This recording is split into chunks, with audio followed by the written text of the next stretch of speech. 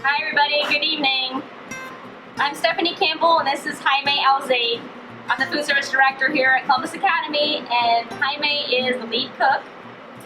Tonight we are going to be cooking some of the favorite items at Columbus Academy in the dining hall.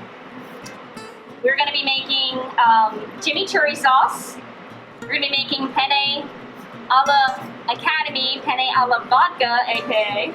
So I hope everybody's ready for this great experience, and I hope we all have a lot of fun and just enjoy, and I hope you can enjoy time with your family and just enjoy some cooking time. Okay, so everyone should have gotten a bag with all the ingredients that they need to prepare this meal for the evening. They also should have received a list of ingredients and the recipes for all of the items we're going to make. So hopefully everyone's prepared with everything they need for the evening. And then we're going to get started here in just a few minutes.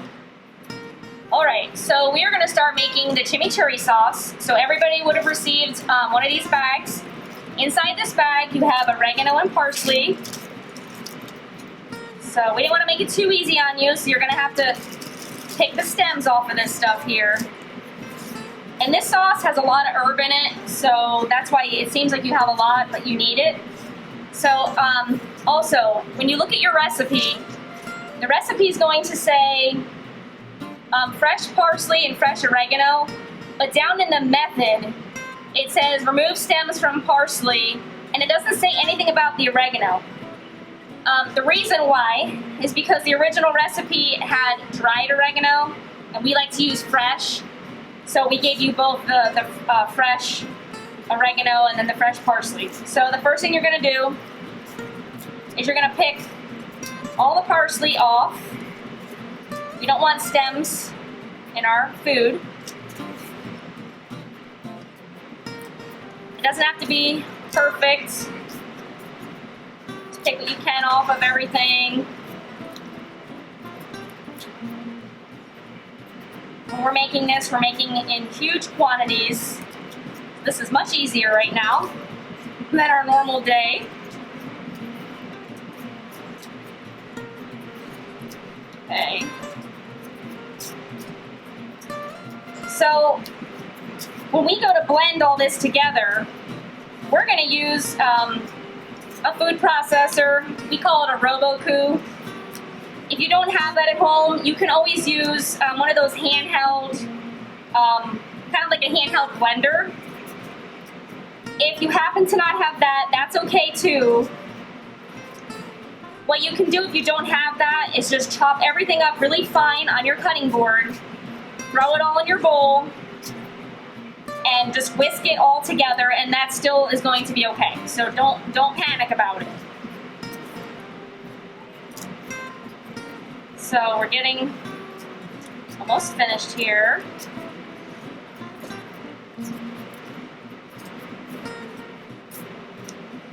Okay. And if anyone has kids helping them, give them this job. This is fun. You can keep them busy for a little while. And multiple children can do it, which is great.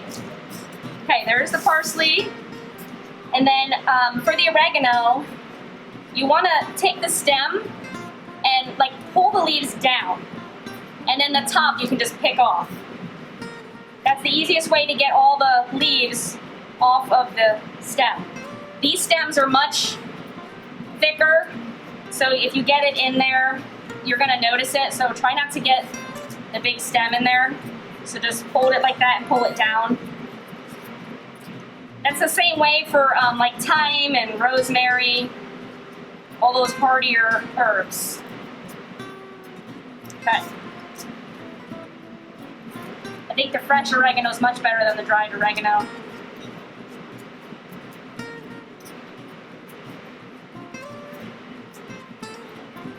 All right.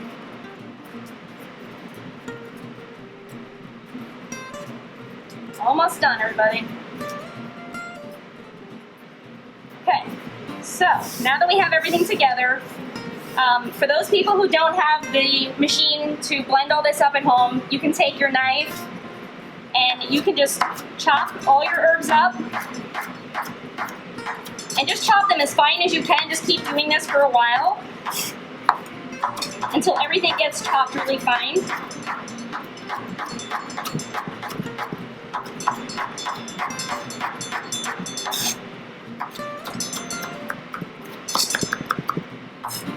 And I'm really only doing this process to show the folks that don't have that piece of equipment at home. If you do have the equipment, you can take this right into your machine and it's going to do the work for you.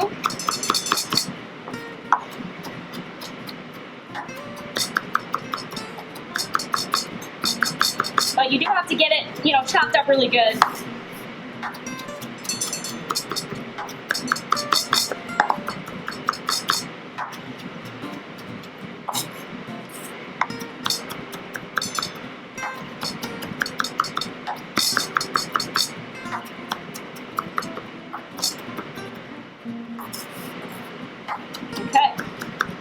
For the people who don't have the machine at home, you're going to take your garlic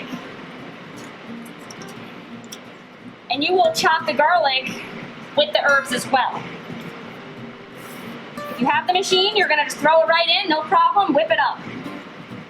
So you're just going to take the garlic cloves and chop them real fine as well. Some people probably have 3 or 4 cloves, some might have a little more, just depends on the size of them.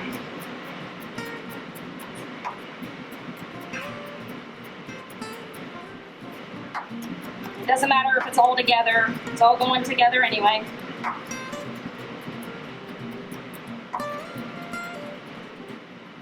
You do want to get this garlic chopped up fine if you're not going to use the blender, okay?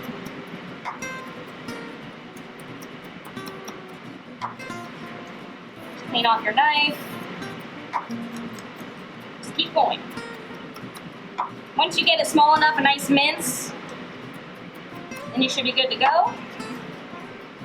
Okay, I'm going to now transfer everything to my blender, and we're gonna make the finishing product of the chimichurri.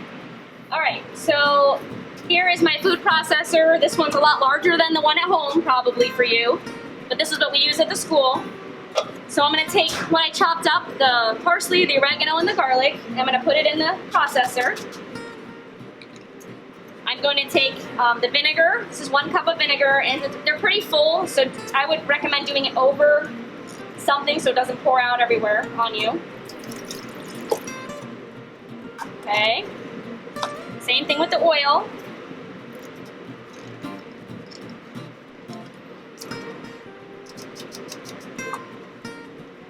Okay. The next thing we're going to do is take our red pepper flakes. So everybody received one of these red pepper flake containers, and it's actually for 2 different steps. It's going to be for your chimichurri sauce, and you're going to use a little bit in your sauteed green beans. So don't use all of this, okay? So we're just going to take a pinch, a decent sized pinch, and put it in there. You're going to take a nice pinch of the salt, actually maybe 2. Let's do that. I like salt, sorry. And some of the pepper. And then we're gonna just turn it on. Blend it up. You're just gonna let this go for a few minutes. And then once it's done, it's ready. We're gonna set it in a bowl off to the side and start the other items for the dinner tonight.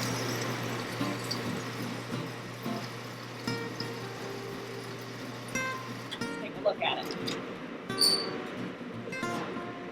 So, I mean, I think that's pretty good.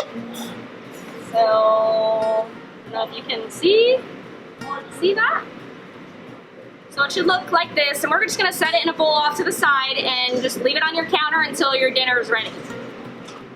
Okay, so what we're gonna do right now, everyone should have received this little container of basil. This is gonna be your garnish for your pasta. So I'm going to show you how we chiffonade fresh basil. So what you're going to do is you're going to take all the leaves and you're going to put them together. I like to do the largest piece at the bottom. Take it off the stems. If anybody has any little stems, just take the leaves off.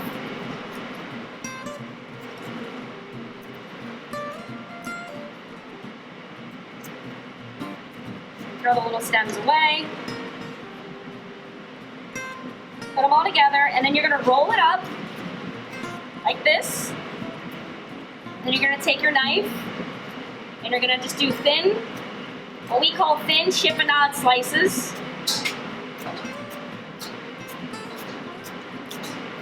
Don't cut your fingers, please, when you do back at school next week. And there is your finished chiffonade basil. It's a culinary term that we use. And what you can do is actually, we'll throw that away. And we'll put this back in here and set it aside to finish on our penne dish at the end, okay? Okay, so the next thing we're gonna do is we're gonna make our alla academy sauce, AKA vodka sauce. Typically, a lot of recipes call, this is the vodka, the small little container is the vodka. A lot of sauce recipes have you put the vodka in and kind of flame it to cook off the vodka. This recipe doesn't have you doing that. It has you doing, putting the marinara in, putting the vodka in, putting the cream in, and the cheese. And that's okay, because we're gonna cook the sauce and the vodka will cook out, so don't worry about that. This marinara, I know you have a recipe in there with ingredients. The recipe is the sage marinara, and there's no list of amounts because the sauce is already made for you.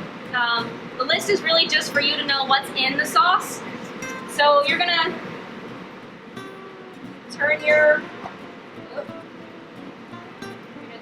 stove on, and you're gonna pour all your marinara in. Okay.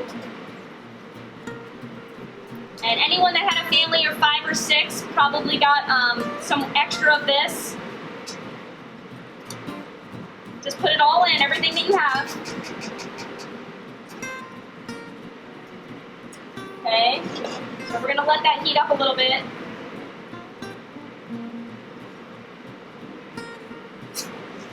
This is when one of your spoons are gonna come in handy. So we're gonna heat that up. Then the next thing we're gonna do is add your vodka. Sorry I didn't give you extra. Little for me, little for the sauce. We're not doing that. Pour the vodka in. Give it a stir. Again, once this boils, it's going to cook out all the alcohol in it. The next thing is your cream. You're going to add your cream. Maybe. There we go. Okay. Yeah, see, the sauce is already boiling.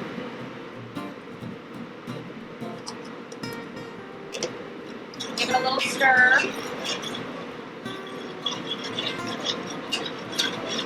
You want the temperature maybe on a medium heat.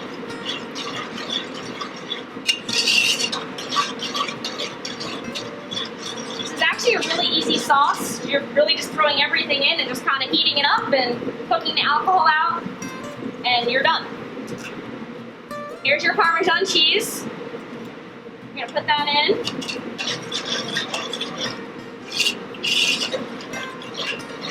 Sorry, our pots are a little bit beat up, but we use them very much. It does the trick, so. Okay. So our vodka sauce is basically finished at this point. Very easy sauce. So what I would do is just put it on low and have it just very little simmer. Okay, so everybody received a bag of chicken. Some, depending on your family size, maybe have a little more. So what I'm going to do is just put a little bit of salt and pepper in the bag. I'm also going to just put a tiny bit of oil because I'm grilling. You don't have to do the oil, but if it's easier for you for sticking purposes, you might want to put just a little bit in there. You can use any oil you want. So I'm just going to put a little A little pepper, a little salt, and I'm just gonna rub the chicken. I'm gonna dump a little bit of oil in there just to help with the grilling. Okay. Just mix it around in your bag.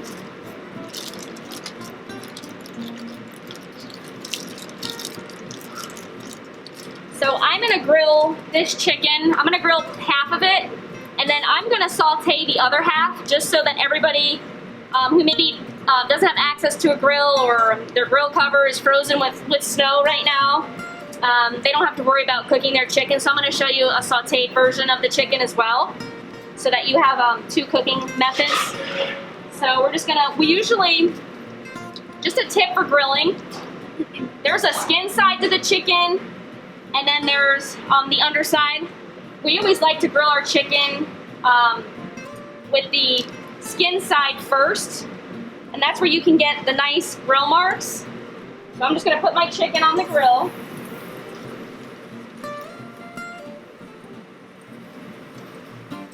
And then I'm gonna save this in a little bit. I'm gonna do the sauteed version, okay?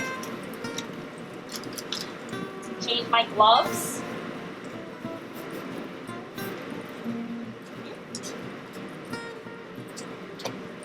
Put some new gloves on here.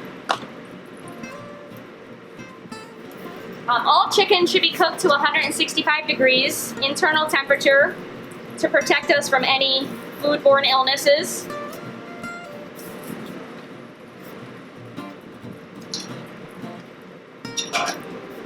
And I'm going to teach you how to do a little cross hatching on the chicken so you can see how that's done in the restaurants, how they have a nice grill marks on there. Hopefully the grill cooperates. So as you see my lines on the chicken, I'm going to take it and turn it like this and put it back down. Same with this one. And that's what's going to give you the crisscross design on the chicken. Give it a few more minutes, then we're going to flip it. And you don't necessarily have to do the cross hatches on the other side, unless you really want to, but the presentation side is the skin side, and that's the side you want to have the marks on. So I think we're ready to turn the chicken. So that one looks pretty good. We have success. So we're just going to cook the chicken on the other side and give it a few minutes. And then we are going to use our awesome thermometer here and make sure we're at 165 to keep everybody safe. Once the chicken is finished, you can just set it aside and put it on a cutting board at home and have a knife ready, because we're going to slice it and have it ready to go with your dinner. If you don't have a thermometer at home, which I know some people don't, that's okay. I mean, I'm sure you've cooked chicken for a long time for dinners and stuff. Just feel your chicken. If it's really like hard, typically it's probably done. If it feels a little soft to you, like I can tell this one here when I push on it, it's still it's very soft. And that's how they tell with steaks as well. They'll do this with their hand, and they can tell like if you put your thumb in and it's really tight, that it's going to be more well done than, when you have it out like this, it's going to be more rare. So that's a good indicator. Just some of the tricks they teach us in our industry. It's pretty fun. So I'm going to crisscross my chicken. This grill is pretty hot.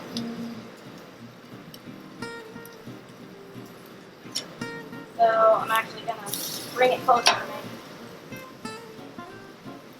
You want your thermometer to go into the thickest part of the meat. So you don't want to take the temperature down here, because most likely this side is going to be more done than the top part, because it's a thicker piece of meat. So we're not quite there. I'm at 154 degrees. See, this chicken seems like it's really close to being done, and it is. It's close. Which means this one's probably not done yet. Yep. So that was a thinner piece of chicken. It's at 154. This is a thicker piece of chicken. It's at 142. So as you can see, the thicker pieces take longer to cook. So So a few more minutes, and we'll be ready to start on the next thing. So if you don't have the grill, I'm just gonna show you the sauteed version of the chicken, which is totally fine. You will need a little bit of oil to put in your sauteed pan. And I usually get the pan pretty hot, which this pan's pretty hot when you can see the oil kind of like dispersing. It's pretty hot.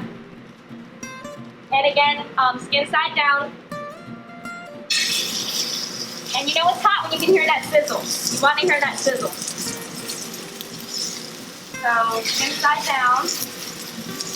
I'm gonna cook the chicken.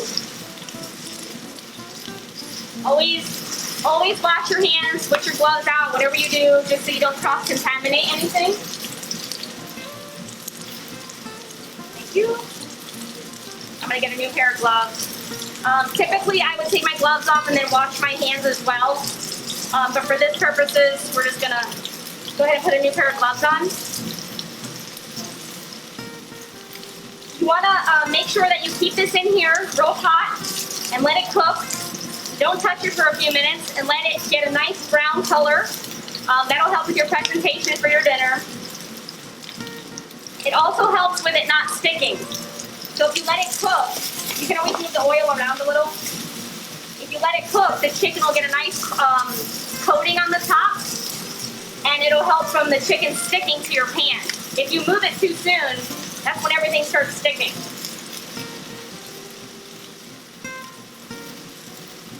At this point in the game, I think we can go ahead and throw our pasta in the boiling water. So everybody would have received a bag of pasta. They might have gotten more than this if they had a larger family. So we're just going to open our bag. What I like to do is salt.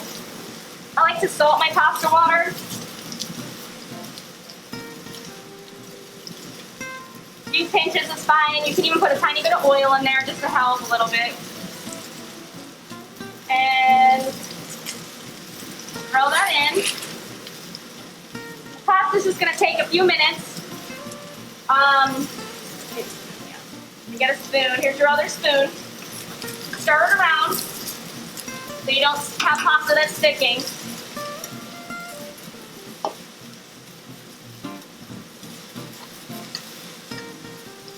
So it's kind of sticking to this pan anyway. You can use a non-stick pan. This is not a non-stick pan, but that's fine.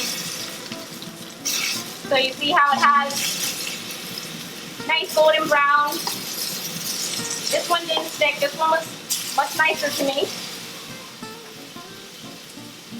And we're going to do the same thing with the chicken. Make sure you have your thermometer. You're going to cook it to 165 degrees. Anyone that had a gluten allergy received a package of the gluten-free pasta. You're going to do the same process. Just cook your noodles until they're finished.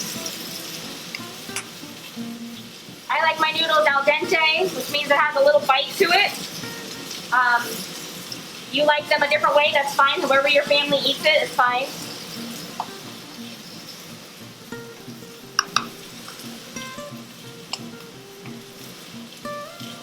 Just keep letting it cook like this. I also wanted to say, with the Academy sauce, if you can't have the cream for the dairy, you can always use an alternative option. If you have a soy milk or something else that you like to use at home, feel free to swap out the cream and add your alternative dairy product.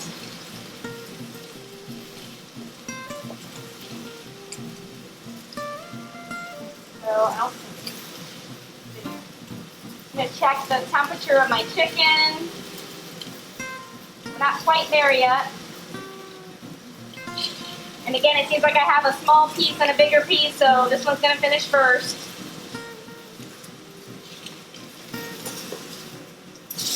Get a nice color on both sides. So really, it's not a big deal if you can't use a grill. Not to worry. I will tell you, with the pasta, a lot of times when we do it at school, when I show you the green beans, we will actually if you would rather do this, it's fine. You can cook your green beans in your boiling water, pull your green beans out with a tongue, and put them in a bowl or something and set them off to the side, and then saute them when we saute. You don't have to do that. Tonight I'm just going to show you sauteing the green beans, and that's fine.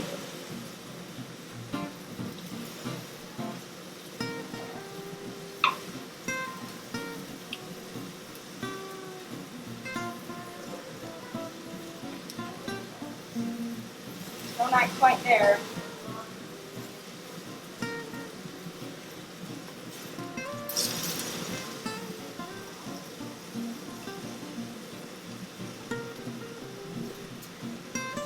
Almost, we got 20 degrees to go. All right, so we are going to now work on the green beans. I have my saute pan getting hot, and I'm gonna add the oil. Again, it's starting to disperse.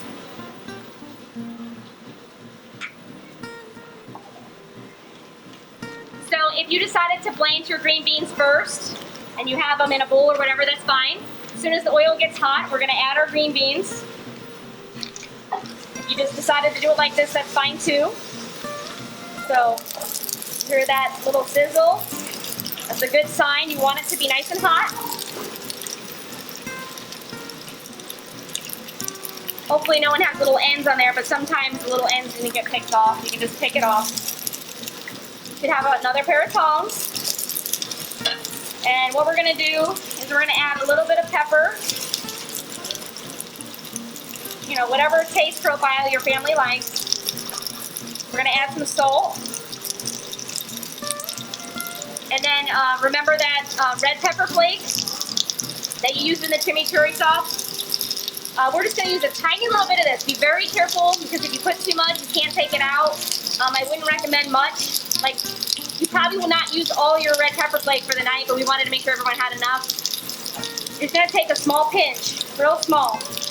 Almost like a couple little pieces. If you're a family who likes things super spicy or hot, feel free to add more. I might add a few more pieces. So just be really careful on that. As it's cooking, it does get hotter. So, just gonna stir it around a little bit. Those of you who had our green beans at school know that they're really nice and tasty, especially when they're nice and dark. Those are the best ones. I know some people, oh, give me the dark ones. So,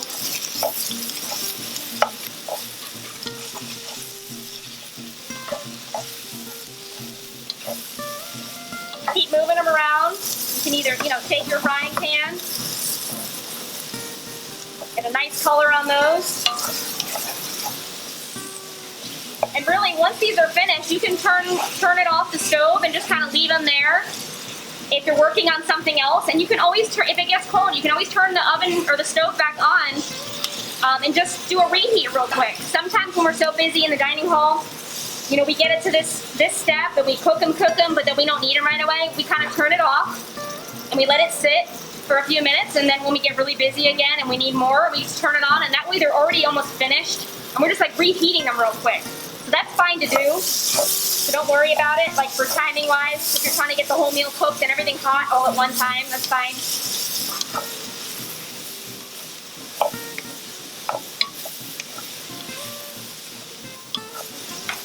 If they're blanched ahead of time, they do cook a little quicker.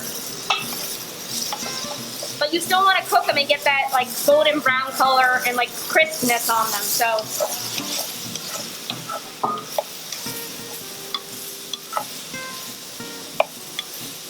I'm getting hungry. I'm getting hungry.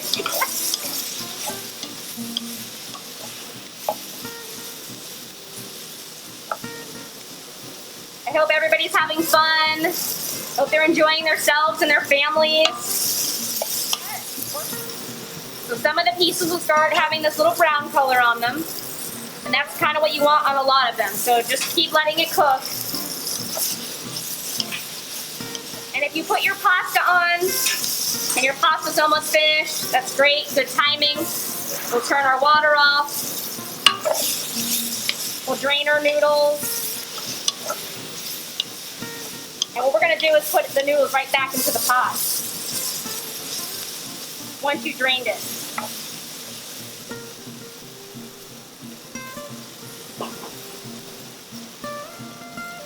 See, it's starting to brown. I'm a little short, sorry guys. This table's a little bit, maybe a little tall for me. Did it work? We're using right here what's called an induction burner and an induction pan. So it takes a special pan to use on this flat surfaced induction cooker. It's pretty neat. We don't need to have any flames or anything while we're using this, so it's kind of nice. Ooh, get back here. All right, so we're getting closer here.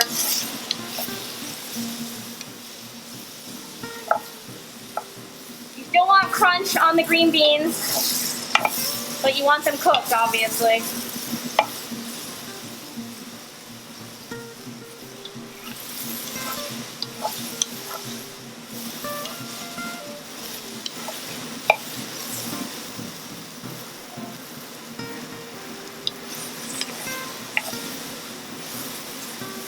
Looking yummy. So you can cook them to your liking and then turn it off, or you can cook them halfway and work on the rest of your stuff and come back to this. But as long as you get the majority of them, you know, looking delicious and having some of that color on there, that's what you're looking for. And you can also like saute this and then work on something else. You know, if you can multitask and go back to this and just give it a couple, you know, shuffles like this.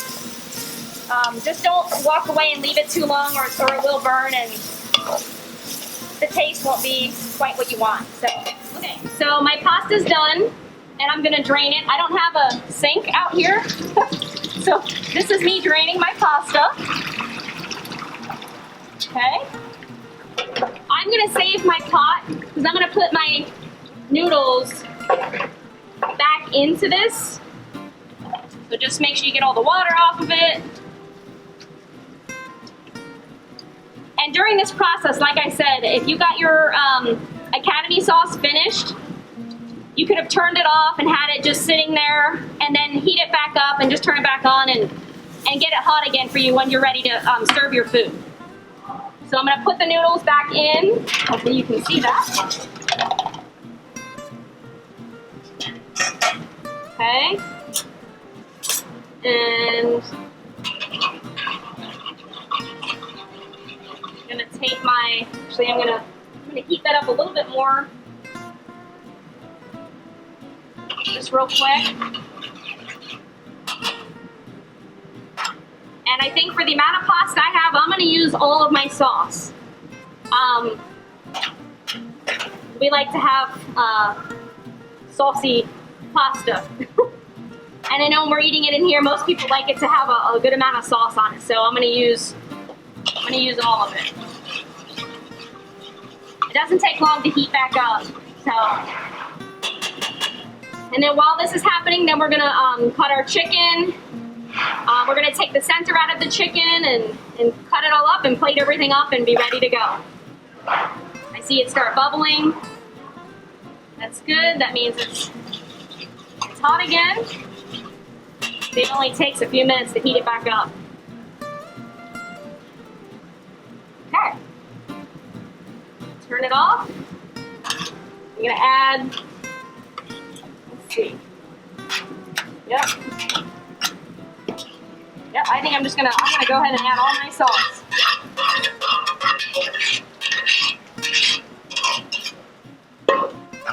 Okay. Just want to stir it and get all of the pasta coated. Yum.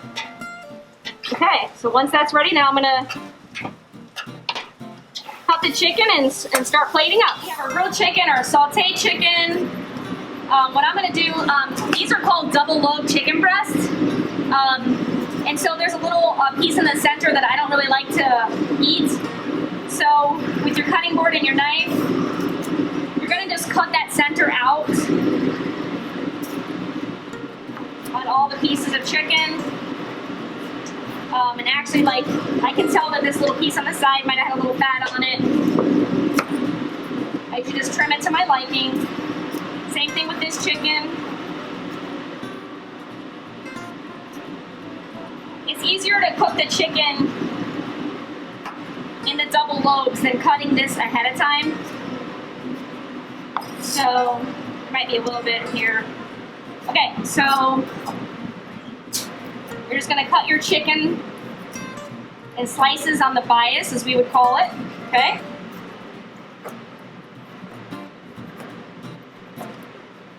All right.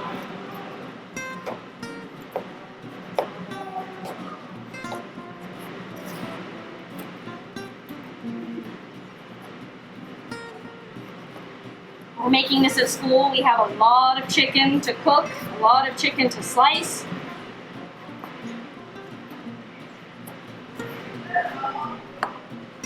So, however you're going to plate this up for your family is up to you. I'm just going to show you a finishing product with everything on the platter together. You can serve this like this at home. You can do it separate, however you like to do it, okay? So here's my hot pasta, get my platter, and you can just, however you want to do it. You do like half with the pasta, and then the other half with the chicken and some green beans, however you want to do it. Okay. Put it on top, however you want to do it.